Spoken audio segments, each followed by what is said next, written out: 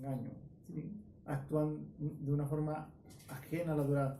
Pueden hablar mucha Torá, muchas cosas bonitas, sacando de acá, citando aquí y de allá, pero a la hora de la verdad no hay un buen testimonio ahí. Y ahí es donde uno discierne por los frutos. Y continúa acá, dice: si lo que el profeta dijera en nombre de Adonai no se cumple ni se materializa, es señal de que no lo ha dicho Adonai. Es decir, si la profecía no se cumple, eso es un falso profeta. Ese profeta ha hablado engañosamente, no tengas miedo de él.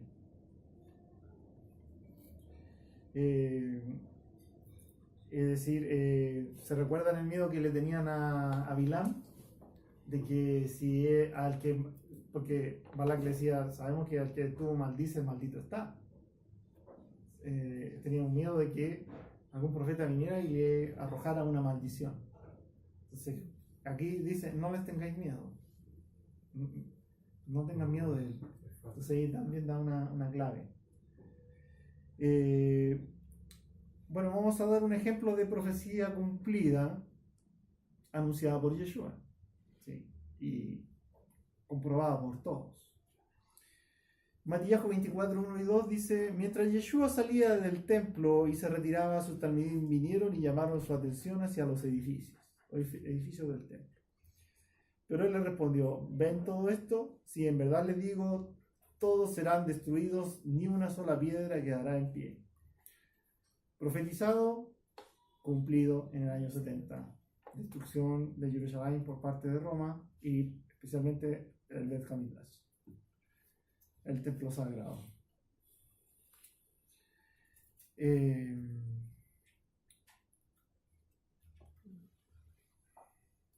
Pasamos al capítulo 19.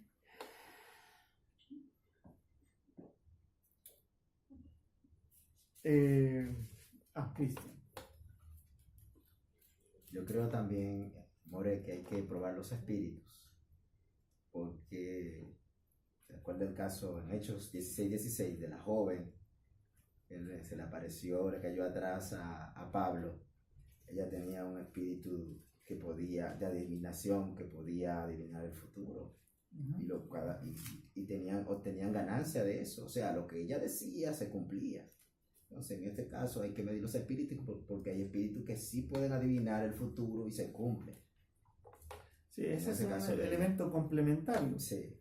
Pero en ningún caso esta chica estaba pretendiendo pasar por profetisa, sino que ella adivinaba ese futuro. Pero claro, ahí hay un espíritu inmundo actuando, influyendo en ella para adivinar ese futuro.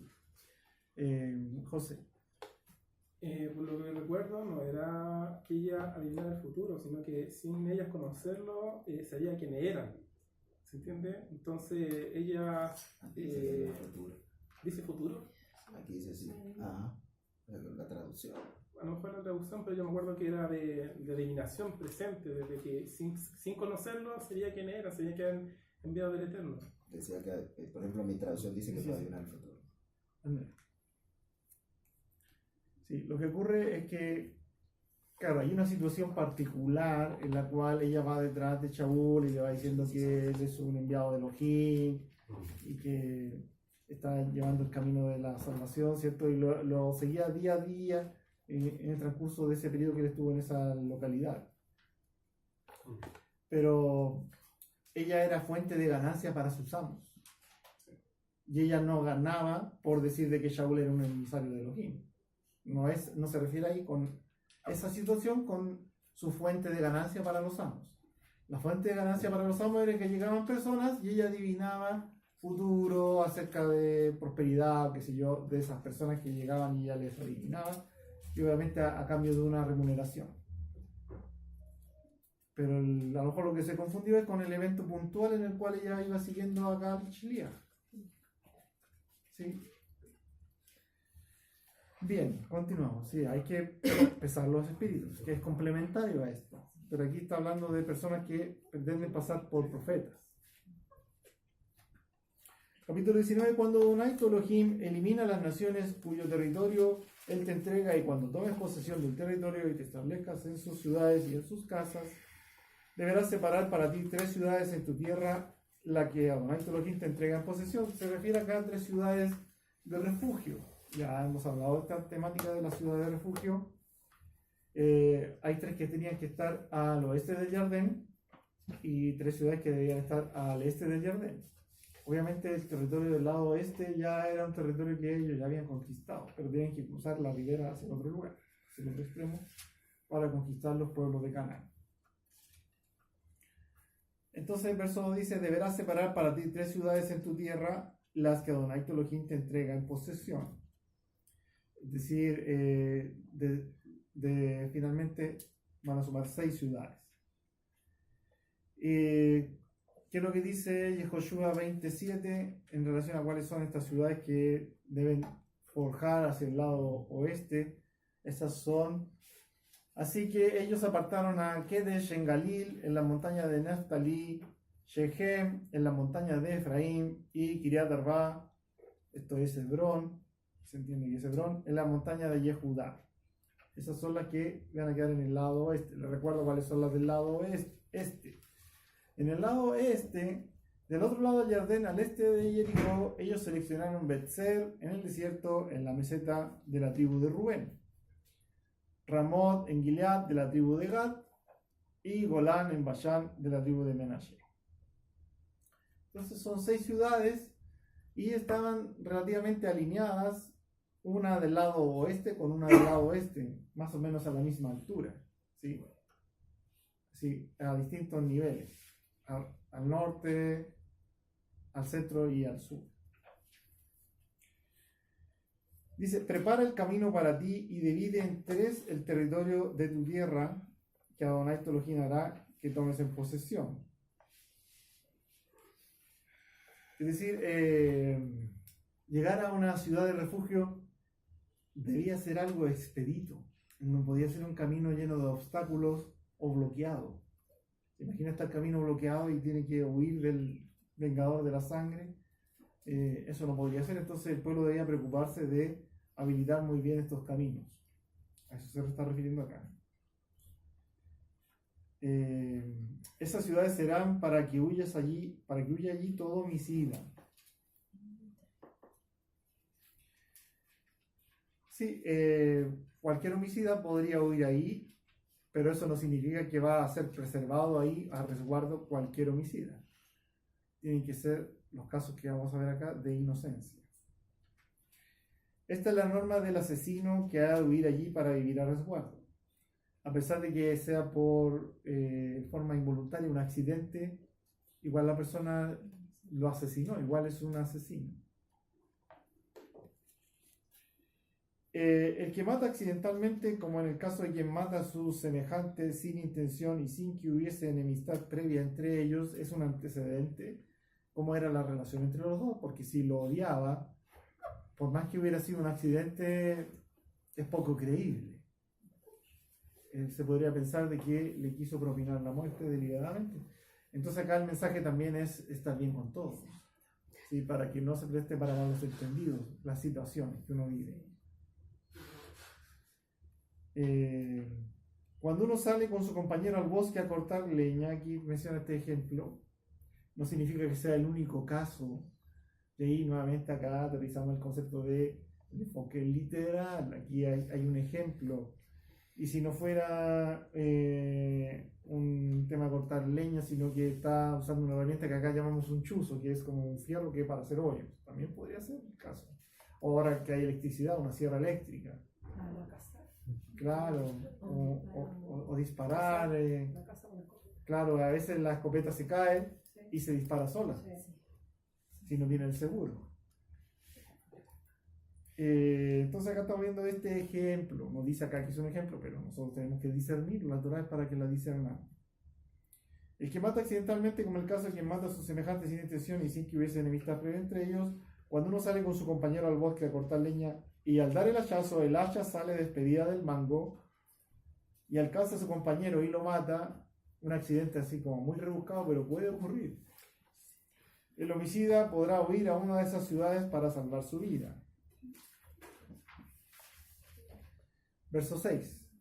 Pues de lo contrario, si el camino es largo, un pariente cercano que quiera vengar a la víctima en un estallido de ira, podrá perseguir, alcanzar y matar al homicida involuntario, cuando en verdad aquel no merezca la muerte, puesto que no estaba enemistado con su víctima.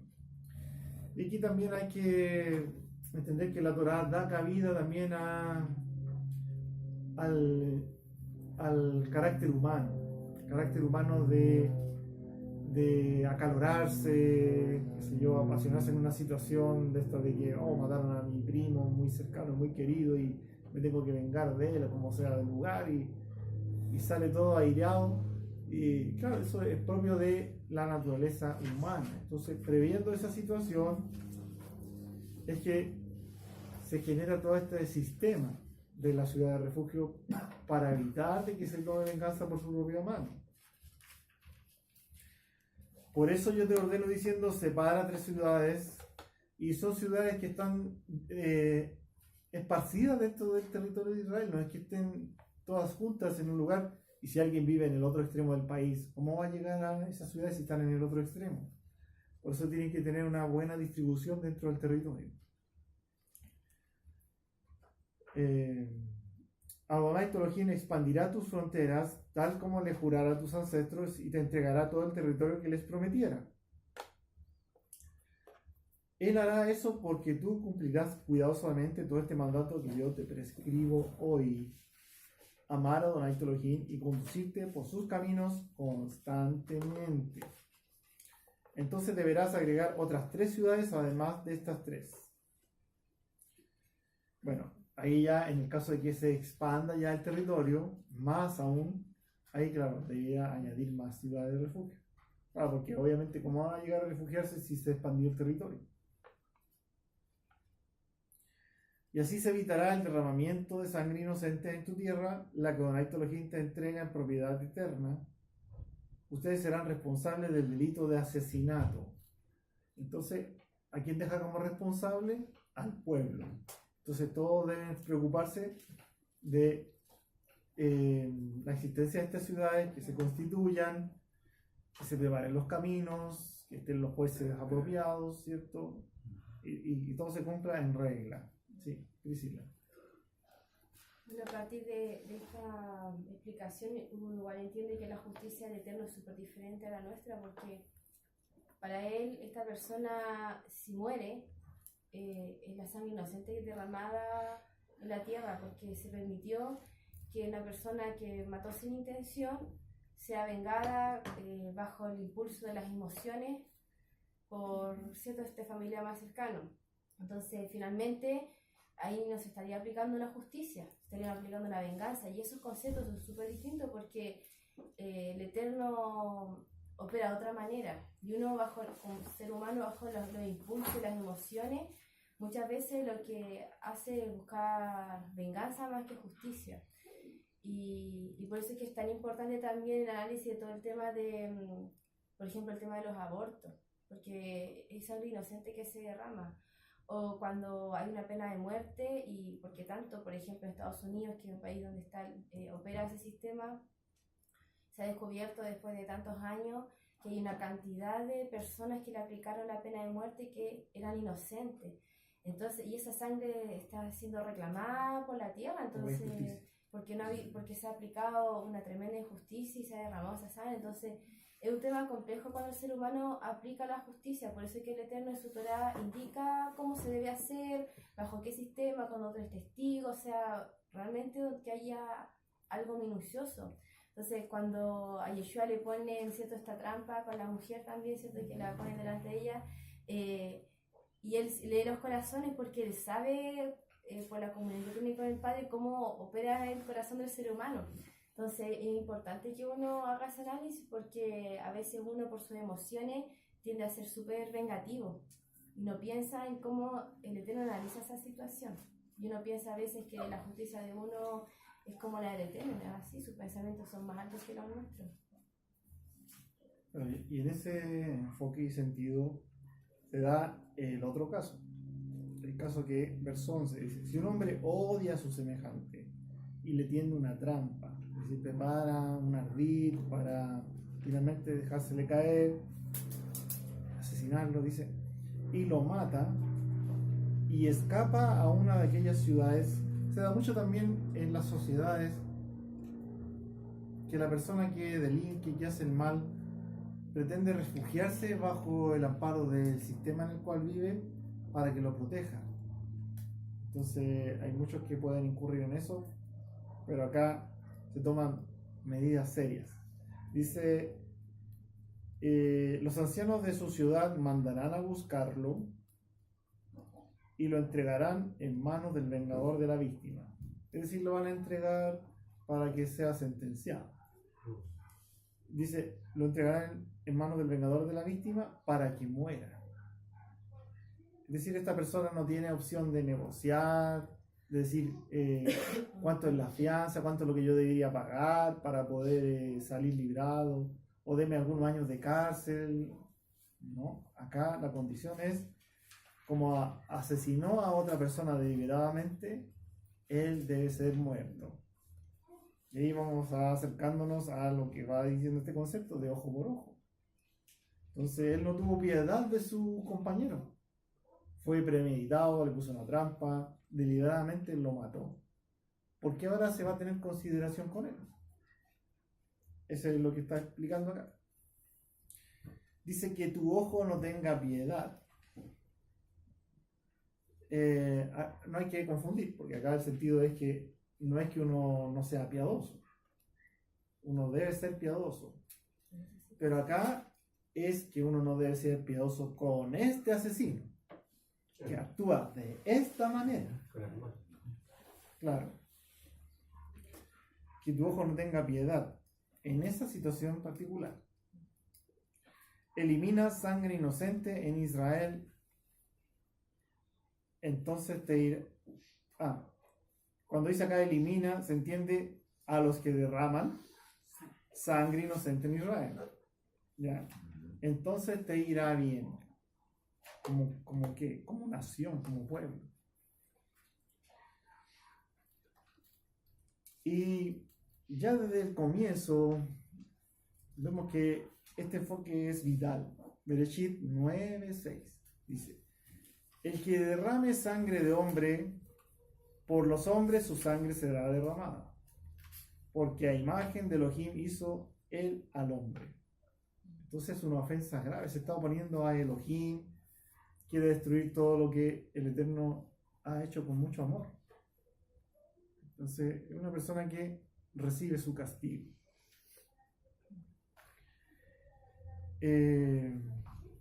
Verso 14 dice: no pretendas mover los mojones, otra versión en los linderos, de tu semejante, que fueron fijados por los pioneros en la herencia que heredarás en la tierra que Adonai tu Elohim te entrega en posesión. Entonces la tierra, claro, las delimitaciones muchas veces no estaban totalmente marcadas. Entonces podría venir una persona que empieza a colocar tierra en esa división y traslada las piedras que quizás marcaron los límites y las traslada a su favor. Y vamos a ver que la Torá estipula que este tipo de prácticas es algo sumamente aborrecible en la Torá y sumamente grave. Súper deshonesto, te está aprovechando de tu semejante, de tu hermano y además de tu vecino que está junto a ti, corriéndole sus límites. ¿Sí, Priscila? Sí, ahora aplicando ese mismo concepto, como decía usted, de la deshonestidad, o sea, yo creo que aquí está diciendo algo literal, pero si uno lo lleva a un campo más amplio, es cualquier tipo de estafa, o sea, el estafar a otro, el aprovecharte de otro, el, por ejemplo, no sé, pedirle dinero prestado y decirle que le vas a pagar y finalmente no le pagas, o que no sea un negocio y te estafa, o sea, cualquier forma donde tú estafes o fraude a tu prójimo, o en este caso al Estado, o a quien sea, el espíritu de eso, de la deshonestidad, yo creo que es lo que uno también puede ampliar a partir de esta escritura. Sí, vamos a ver textos complementarios que mencionan este sentido de gravedad. Dice, Devarim 27:17 dice: maldito el que desplace el lindero de su vecino. Y todo el pueblo dirá amén. Y Job 24:2 dice, la gente remueve los linderos, roba rebaños y los apacienta. O sea, con un descaro, tú estás apacentando algo que sabes que no te pertenece y lo tienes y le sacas provecho y le sacas provecho de ese territorio que ampliaste a costa de un vecino o un hermano. Entonces, es una persona sin corazón, es decir, con muy mala de adentro. Proverbios, Mishle 22-28 dice, no remuevas el lindero antiguo que pusieron tus padres. Y Josea 5:10, para la maldad de Yehudá con tener esta práctica. Los príncipes de Yehudá son como los que desplazan linderos, derramaré mi ira sobre ellos como el agua. Es decir, el que te comparen con alguien que desplaza linderos es como lo peor. Corrupto. Es lo peor, traidor, mentiroso, engañador, vil. Súper mal la persona esa. Verso 15. Un único testigo no es suficiente para sentenciar a alguien por algún crimen, delito o falta que pudiera haber cometido. Ya habíamos visto acerca del crimen que se requieren al menos 2 testigos, 2 o 3. Pero también acá menciona delitos y faltas, lo amplía un poco más para otras circunstancias. La acusación quedará confirmada solo con el testimonio de boca de 2 testigos o de 3 testigos.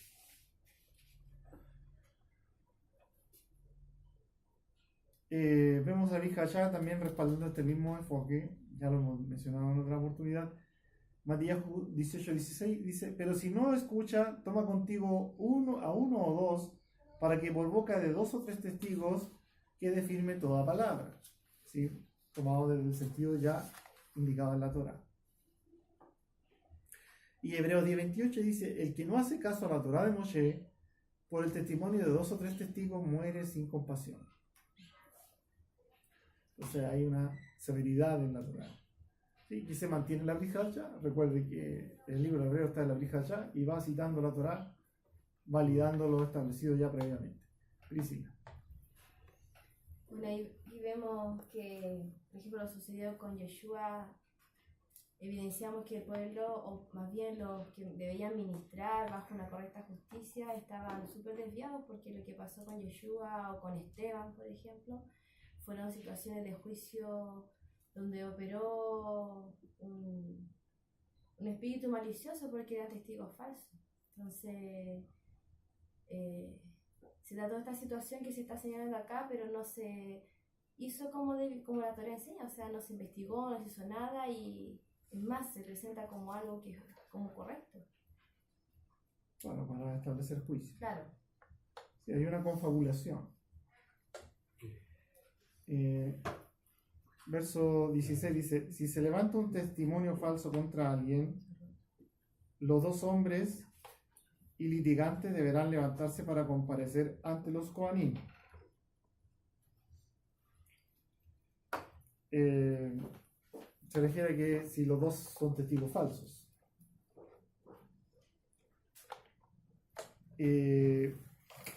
deberán levantarse para comparecer ante los Kohanim y ante la corte que actúa en aquellos días, ante los jueces, ante Adonai. Los jueces deberán investigar profundamente el caso y si resulta que en efecto son testigos falsos y que atestiguaron falsamente contra su prójimo, se demostró que fueron testigos falsos. Y aquí se va a presentar una situación, porque ¿cuál es el sentido de que se presenten testigos falsos? ¿Cuál es el objetivo? ¿Qué es lo que pretenden estos testigos falsos?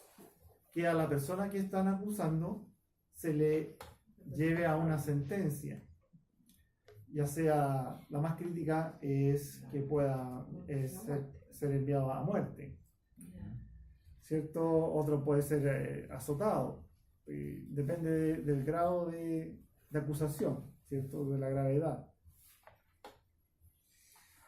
Entonces, estos testigos falsos que se presentan van con una intención de que se le haga daño a la persona que acusan. Entonces acá la Torá deja algo bien claro para evitar que se presenten testigos falsos. Dice, deberán hacerle a ellos lo mismo que conspiraran contra su prójimo. De este modo eliminarás de ti el mal. Si la acusación falsa se diera de tal manera que aceptan ese testimonio y a la persona se condena finalmente a muerte y se descubre que eran testigos falsos, finalmente se descubre, a estos testigos se les debe condenar a esa misma sentencia que pretendían que se le otorgara a ese acusado. Es decir, el mal le recae sobre ellos, se le vuelve sobre ellos. Y no puede ser de otra manera. Si la sentencia hubiera sido que, qué sé yo, que se le corta una mano, a ellos se debería hacer lo mismo, porque eso es lo que querían otorgar ese mal a su hermano. De este modo eliminarás de ti el mal, y cuando la otra gente se entere, nunca más nadie querrá hacer algo semejante. Es decir, si las cosas se establecen con ese grado de sentencia, otorgando ese mismo grado de justicia al testigo falso, de daño para con él, y se aplica, se va a evitar que en el futuro se presenten testigos falsos, porque la van a pensar 1000 veces antes de arriesgarse a ser descubierto en un testimonio falso, por el miedo al castigo. Entonces hay muchas sociedades donde se pueden presentar testigos falsos y las sentencias son mínimas o quedan en la impunidad. Entonces, de esa manera se fomenta que exista ese vicio. Y así eliminarás de ti el mal. No le tengas piedad. Habla en el mismo enfoque y sentido de la persona que asesina y le pone una trampa a su compañero. Dice, no le tengas piedad. Y aquí continúa, dice, vida por vida. Es decir, el que asesina deliberadamente a su hermano, se aplica eso, vida por vida. Ahí va a pagar con su vida. Ojo por ojo, diente por diente, mano por mano, pie por pie. Entonces, de aquí se van a extraer distintos elementos. El primero, el caso de los testigos falsos. Como bien citaba Priscila, hay casos en la Brit Hadashah. Podemos ver acá la acusación a Yeshua, ese juicio que se da a él de noche, ¿cierto? Ya sabíamos de antemano por la Tanaj que va a ser un juicio inicuo, dice que, ¿cierto? Está anunciado por Yeshayahu que así va a ocurrir y así fue. Cristian. Me gustaría también citar un caso en la Tanaj donde se presentaron testigos falsos, que fue el caso de la viña de Nabot, en donde el rey Acab, o Ahab, conocido, quería la viña de Nabot, que estaba cerca de donde él vivía. Entonces, él se entristeció cuando Jezabel, que era su esposa en esa ocasión, se dio cuenta y le preguntó que él estaba triste.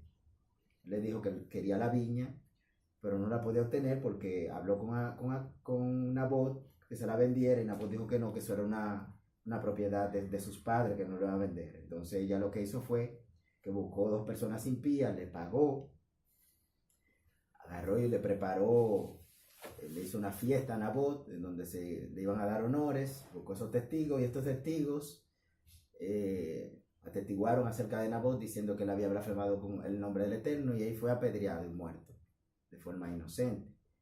Ahí ese pecado supuestamente quedó encubierto, pero no fue así. Entonces el Eterno levantó un profeta, allá donde Acab y Jezabel le hizo una sentencia, porque parece que la práctica ya era muy común utilizar a los testigos falsos para sacar algún beneficio o provecho. Maldad pura. Sí, muy bien. Sí, hay una diversidad de casos, ¿cierto? Sí. Donde vemos que es un mal que se contagia si no es erradicado. Entonces acá Marcos 14, 55 al 59 nos dice: los principales Juanim y todo el Sanedrín trataron de encontrar evidencia contra Yeshua, es decir, evidencia contra este Nabí que es como Moshe, es decir, es algo grave lo que ellos están tramando. Y los Kohanim y todo el Sanedrín, ¿a quién se están oponiendo? No es a Yeshua, porque él es el enviado, se están oponiendo a Adonai. Encontrar evidencia contra Yeshua para así poder darle muerte, pero no pudieron encontrar ninguna. Es decir, y no le bastó con eso, porque mucha gente dio falso testimonio contra él. Mucha gente significa que una cantidad elevada de personas se presentaron y dando testimonio contra él, pero sus testimonios no coincidían entre sí, es decir, había contradicciones. Entonces quedaba en evidencia de que no encajaban los testimonios y no podían ser considerados válidos. Algunos se pararon y dieron este falso testimonio. Nosotros le oímos decir: yo destruiré este templo hecho con manos, y en 3 días construiré otro no hecho con manos. Hasta en esto sus testimonios no coincidían. Sí, no es exactamente como Yeshua lo dijo, sino que hay una alteración de sus palabras. También el otro caso, el caso de Esteban. Él estaba hablando la Besorá, las buenas nuevas. Entonces había una audiencia de judíos que no podían contrariar la sabiduría con la que él hablaba. Y dice así, 6:10, ellos 6:10. Pero no podían resistir contra su sabiduría o el ruaj por el cual hablaba. Tenía una tremenda inspiración y por más opositores que se pusieran a discutir con él, no quedaba ninguna base de parte de ellos para contrariar las palabras de Esteban. De modo que persuadieron a algunos hombres a alegar. Le oímos hablar blasfemias contra Moshe y contra Elohim. Una acusación grave. Pero fueron persuadidos, es decir, era algo falso. Ellos alborotaron al pueblo, también a los ancianos y a los maestros de la Torá, así que vinieron, le arrestaron y le llevaron ante el Sanedrín. Por lo tanto, maquinaron presentar falsos testigos contra él, es decir, fue toda una trampa y un plan. Se supone que es la autoridad que debe velar por lo sagrado y el temor al cielo, y esto da buena cuenta de lo corrupto que estaba esta autoridad, totalmente corrupta. Es decir, con apariencia